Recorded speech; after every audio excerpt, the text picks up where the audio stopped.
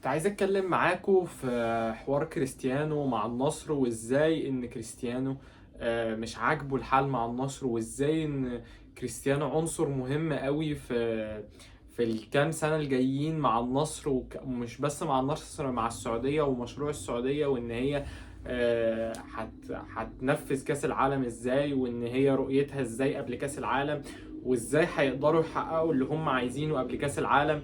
وازاي واحد زي كريستيانو بشهرته، بالليجاسي بتاعته في الكورة، طبعا كم المرتب اللي هو غير عادي، بيأثر على السعودية وعلى النصر بالتحديد.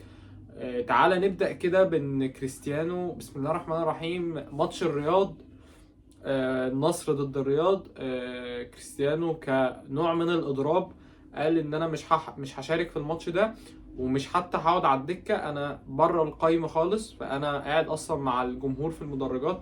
وكمان في تقريبا الرياض او الماتش اللي بعده ما قعدش، او ماتش الاتحاد تقريبا ما قعدش على المدرجات، ما قعدش في المدرجات مع الجماهير. فهو بيبدي اعتراضه التام على صندوق الاستثمارات السعودي. فماتش الرياض تقريبا، تقريبا هو قال للمدرب ان انا عايز ابقى بره القايمه تماما. وطبعا كنجم كبير وكميجا ستار، المدربين بيسمعوا الكلام طبعا، لان هو زي ما هو عايز مصلحة الفريق وعايز مصلحته، فهو بيبدي الكورة على أي شيء، فهو بيبدي مصلحة النادي ومصلحة طبعا ومصلحة الشخصية ليه على أي شيء. فهو المدرب عارف ان واحد زي كريستيانو اكيد يعني هو مش بيعمل كده اللي هو دلع، او هو مش عايز يحضر الماتش او كده، لا، هو عارف ان هو بيعمل اضراب لحاجة معينة، وان هو بره القايمة. وبرضه ماتش الاتحاد، النصر ضد الاتحاد، برضو كريستيانو ما شاركش واعترض تماما، وقال ان انا لو حصل ايه انا مش هشارك، لان ما ينفعش يبقى صندوق الاستثمارات السعودي مدي كل الصلاحيات دي للهلال، والهلال بيروح يجيب بنزيمة من الاتحاد، ويروح يجدد تعاقدات مع لعيبة، ويروح يشتري سيو هرنانديز والكلام ده. في مقابل ان احنا هنا في النصر بنجيب صفقات اقل كمستوى وكفلوس بكتير خالص. فاشمعنى دولت اللي بتديهم الفلوس واحنا نادي النصر مش بتدونا فلوس؟ فطلع نادي النصر قال ان كل الاضرابات اللي كريستيانو بيعملها ديت مش منها فايدة، وان احنا كده كده هنعمل اللي في دماغنا، وان احنا كده كده موافقين على يعني على كل الصفقات وكل الحاجات، وان احنا يعني مساويين ما بين فرق الصندوق كلها، سواء النصر سواء الهلال سواء الاتحاد سواء الاهلي، كل الفرق احنا مساويين ما بينها، مساويين ما بينها في الفلوس يعني، وكله بياخد زي كله. تقريبا اعتقد ان هو فعلا ممكن يبقى صندوق الاستثمارات السعودي مساوي فعلا ما بين الكل، بس ما عملوش حساب ان النصر معاه كريستيانو، ومرتب كريستيانو ضخم جدا لدرجة ان هو ممكن يأثر على صفقات النادي. فانا عندي لعيب كبير جدا كقيمة وكاسم وككل حاجة وكسن برضه، فبياخد من بادجت النادي، بياخد من اللي النادي عايز يصرفه على الصفقات، بياخد من كل حاجة. هو مثلا يعني انا مثلا لو هروح اجيب لعيب ب 2 3 مليون، فانا مش هعرف عشان انا بوفر الفلوس ديت لمرتب كريستيانو. ده اعتقادي الشخصي يعني.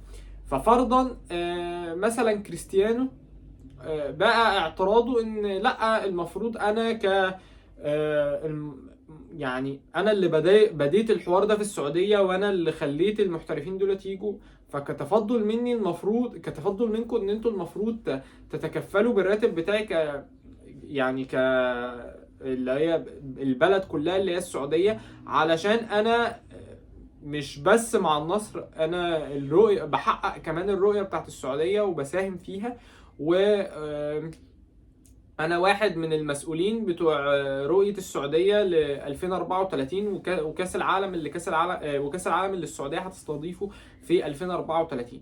فهل كريستيانو فعلا اللي بيعمله ده غلط، ولا هو بيعمل كده كاسلوب من الضغط؟ وانا شايف ان فعلا انت جبت لعيب زي كريستيانو، او مثلا فرضا كنت جبت ميسي، هي نفس الكيس، كنت المفروض تستثنيه من بادجت النادي ذات نفسه، من بادجت النصر. يعني مثلا فرضا حد مثلا رقم يعني تبسيطي او للمثال 10 جنيه لنادي النصر، و10 جنيه لنادي الهلال، و10 جنيه للاتحاد، و10 جنيه للاهلي، تمام؟ لا، انا ممكن النصر اديله ال 10 جنيه بتاعته واديله مرتب كريستيانو. ليه؟ لان كريستيانو ايوه هو فعلا برضو من مسؤولين ايه، او من اللي بدأوا حوار الدوري السعودي وازاي المحترفين تشجعوا ان هم يجوا وبتاع. فهو كده يعني كأني صرفت فلوس كريستيانو ديت في الماركتينج، او في ان انا يعني ايه بروج للمنتج السعودي او للدوري السعودي بكريستيانو. فالمفروض نعتبرها كده، او حتى مش مرتبه كله، ممكن ندي نص مرتبه والنص التاني من ال10 جنيه اللي انا اديته له. نفس الكلام هينطبق مع بنزيما لما راح الاتحاد. كنا المفروض ندي مثلا البادجت بتاعت اللي احنا افترضنا ان هي 10 جنيه للاتحاد وعليهم مرتب بنزيما. ليه؟ لان برضو بنزيما نفس الكلام، ميجا ستار، وبرضو من احد الناس اللي من رواد يعني الترويج في السعودية وهكذا. فاحنا يعني احنا بنعمل كده للبلد، مش بنعمل كده مثلا لنادي النصر او نادي الاتحاد او نادي لا، احنا بنعمل كده للبلد. ممكن الفرق التانية تشوفها ظلم او كده، بس انا لو كنت عملت ايه، لو كنت جبت ميجا ستار في كل فريق، يعني مثلا كريستيانو في النصر، بنزيما في الاتحاد، نيمار صح، احنا ناسيين نيمار جه الهلال، وقلنا مثلا سنفترض يعني ان رياض محرز ميجا ستار، مع اني انا مش مع الطرح ده، وفي الاهلي مثلا يعني، فكنت حدي كل فريق 10 جنيه بتاعته ما عدا وحاجي مديلهم مرتب اللعيب الميجا ستار اللي عنده. ده متهيألي هو كريستيانو اعتراضه كله ان انتوا جايين على بادجت النصر وبتلبسوها فيا عشان مرتبي وكده. وطبعا فيها ظلم كبير طبعا لنادي النصر، ان احنا جايبين حد اشمعنى احنا اللي هنروج؟ يعني احنا خلاص ممكن مش هنستغنى عن كريستيانو، هل السعوديه بقى ذات نفسها هترضى تسيب كريستيانو يمشي؟ لا طبعا، لان هو بيروج للمنتج وهو اللي مشجع اللعيبه ان هي تيجي وتحترف في الدوري وهكذا. ده كان رايي، والمهم رايكم في الكومنتات. قولوا لي فعلا رايكم في كريستيانو، وهل الاضراب ده صح ولا لا.